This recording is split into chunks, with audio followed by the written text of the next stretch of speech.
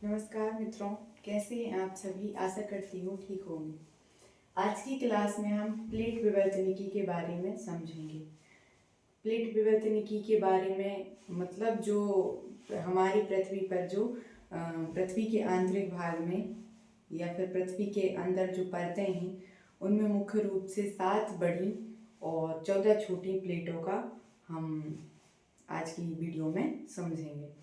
तो जो 7 बड़ी प्लेटें हैं वो सबसे पहली प्लेट है यूरेशियाई प्लेट, दूसरे नंबर पे अंटार्कटिका, फिर उत्तर अमेरिकी प्लेट, दक्षिणी अमेरिकी प्लेट, प्रशांत महासागरीय प्लेट, इंडो ऑस्ट्रेलियन प्लेट, अफ्रीकी प्लेट। ये सभी प्लेटें हम बड़ी बड़ी देखेंगे। तो आप इसे विश्व के नक्शे के जरिए समझ सकती हैं। तो ये हमारा ऐसे ही समझ लें अभी आप।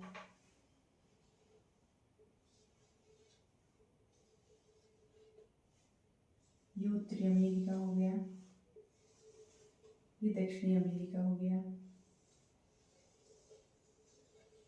ये अफ्रीका महाद्वीप हो गया,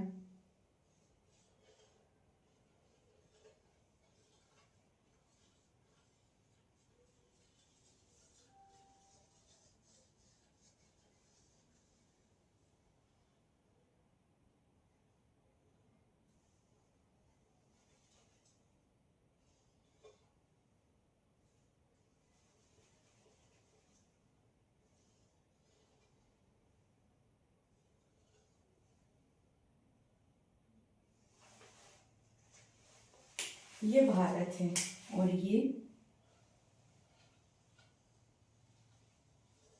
ऑस्ट्रेलिया है। यहाँ पे अंटार्कटिक महाद्वीप है और ऊपर की ओर आर्कटिक महाद्वीप है। तो यूरेशियाई प्लेट कौन सा हिस्सा है? ये वाला, ये हो गई यूरेशियाई।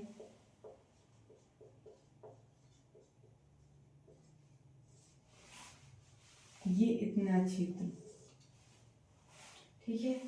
फिर ये हो गई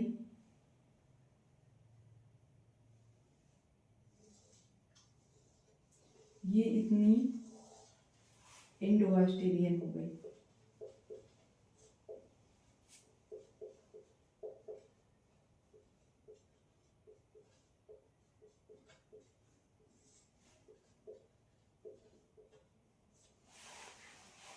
ये इतनी इंडो ऑस्ट्रेलियन हो गई। फिर उसके बाद हम अंटार्कटिक, ये हमारी अंटार्कटिक प्लेट है। कौन सी?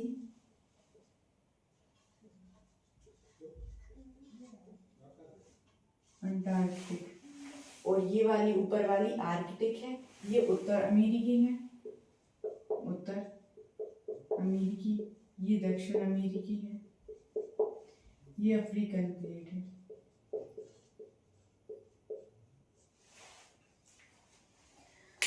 तो आप समझें कि हमारी जो पृथ्वी है, पृथ्वी के आंतरिक भाग में ऐसी 7 बड़ी प्लेटें हैं जो कि आपस में सतत प्रक्रिया है और आपस में सतत रूप से गतिमान कर रहे हैं। मतलब आपस में धरातल के नीचे इनका संचरण हो रहा है, ठीक है। तो हम बात करते हैं कि ये उत्तरी अमेरिका और दक्षिण अमेरिका, ये सारी जो प्लेटें हैं बड़ी बड़ी, उन पे ही हमारे जो महासागर और महाद्वीपों का विस्तार है। फिर इसके बाद जैसे आप समझें कि जैसे ये 2 प्लेटें हैं तो इनके बीच ये प्लेटें लगातार पृथ्वी के अंदर गतिमान हैं, लगातार एक स्थान से दूसरे स्थान भी जा रही हैं। तो फिर अपसारी सीमा क्या है?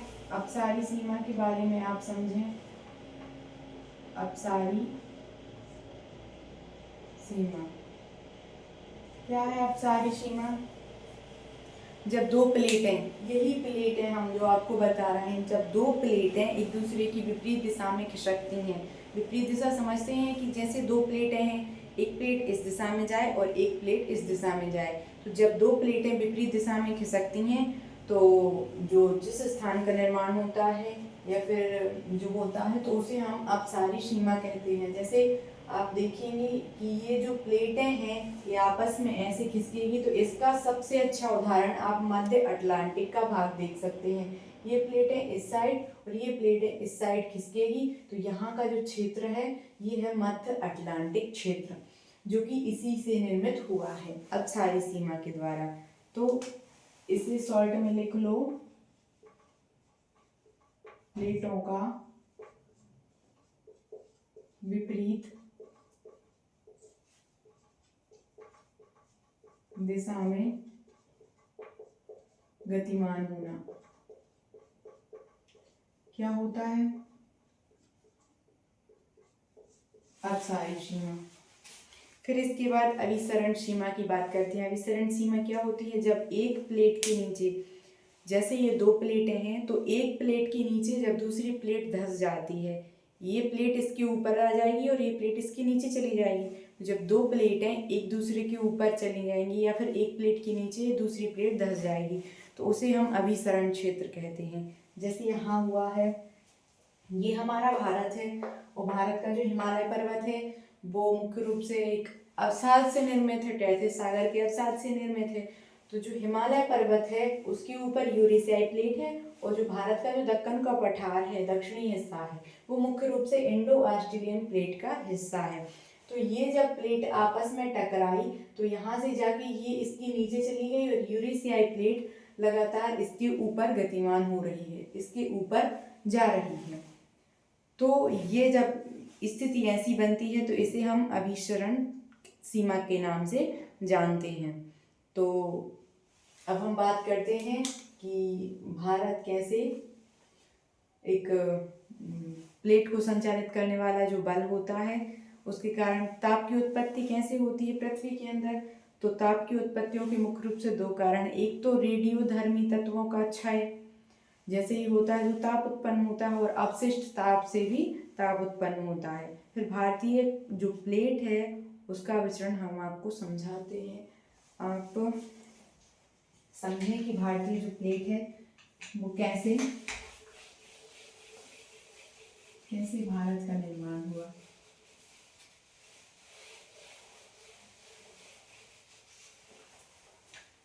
तो आप देखिए यहाँ पे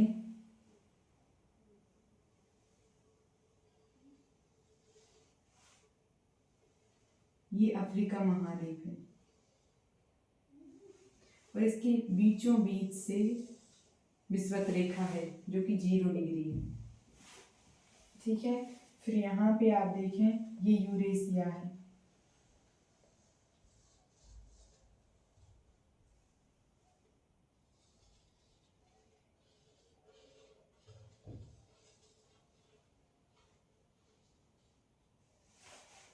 तो आप समझें यहाँ आप देख पा रहे होंगे कि यहाँ पे भारत नहीं है। तो भारत का जो दक्षिणी हिस्सा है वो पहले से ही नहीं है। हमने आपको बताया कि जो पृथ्वी के अंदर जो प्लेटें हैं, 7 प्लेटें हैं मुख्य रूप से, उन्हीं पे महासागर और महाद्वीपों का विस्तार है और वो लगातार गतिमान हो रही हैं। तो यहाँ पे भारत की स्थिति यहाँ थी, दक्षिण में 50 डिग्री पर। कब? आप समय भी समझें, लगभग 7.1 करोड़ वर्ष पहले ये स्थिति थी, 7.1 करोड़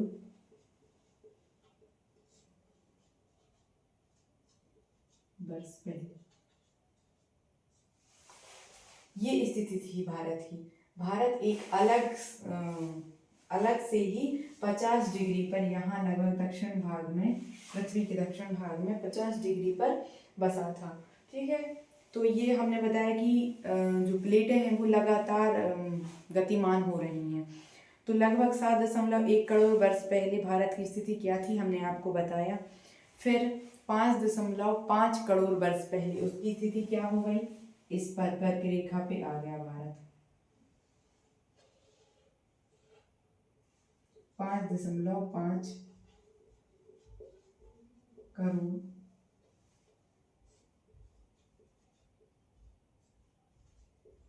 वर्ष पहले, ओके। 5.5 करोड़ वर्ष पहले भारत की स्थिति ये थी। फिर इसके बाद ये लगातार हम आपको दिखा रहे हैं कि ये लगातार उत्तर की ओर गतिमान हो रही है, ये प्लेट, और ये प्लेट किसका हिस्सा थी, किस मतलब ये जो क्षेत्र है भारत का जो दक्षिणी क्षेत्र है वो किस प्लेट का हिस्सा है, इंडो ऑस्ट्रेलियन प्लेट का हिस्सा है। तो फिर 3.8 करोड़ वर्ष पहले भारत की स्थिति यहाँ थी, कितनी, 3.8 करोड़ वर्ष पहले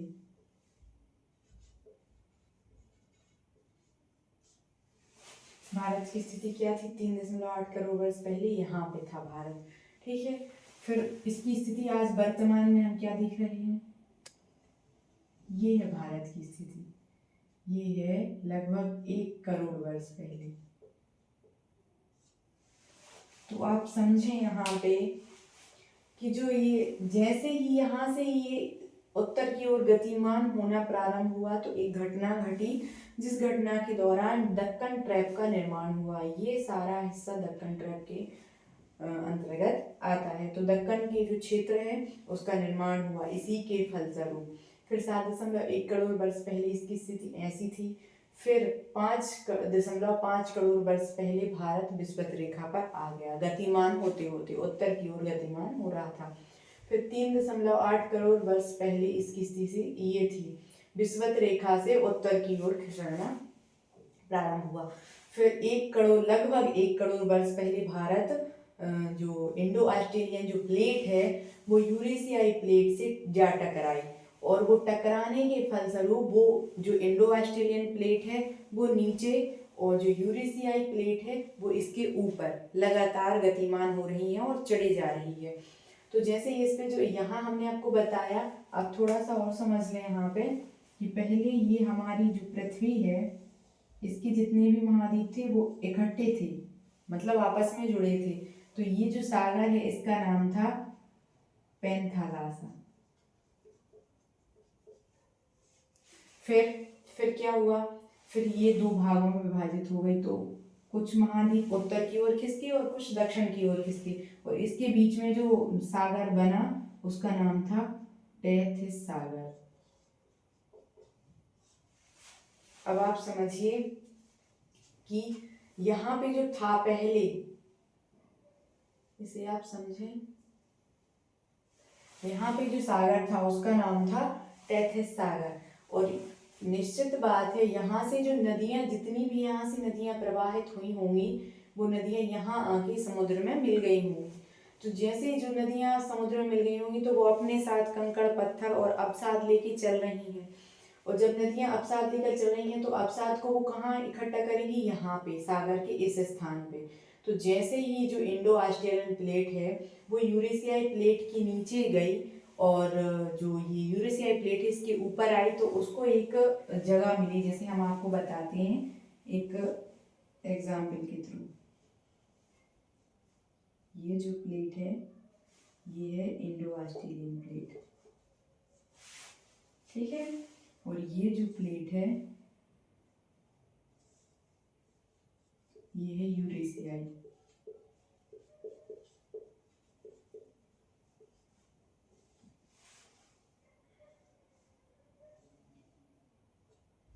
तो आप समझ रहे हैं ये इसके ऊपर जा रही है और ये लगातार नीचे आ रही है।